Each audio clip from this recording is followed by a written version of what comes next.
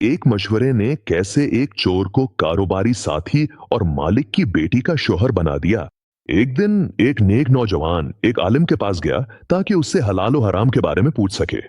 इमाम ने उससे कहा, दूसरों पर ना जियो, अपने वालिद के पेशे में काम करो और इसमें अल्लाह से डरो।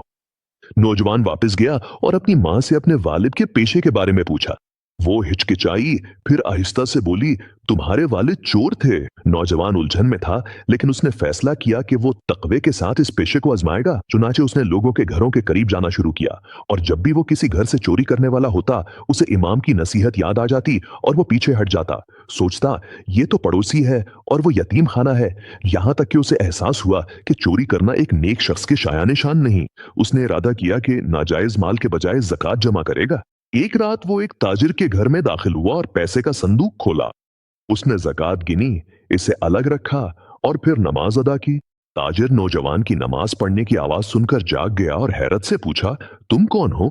नौजवान ने अपनी कहानी सुनाई और ताजिर हैरान रह गया। उसने अपनी बेटी का निकाह इससे कर दिया और इसे अपना शरीक बना लिया।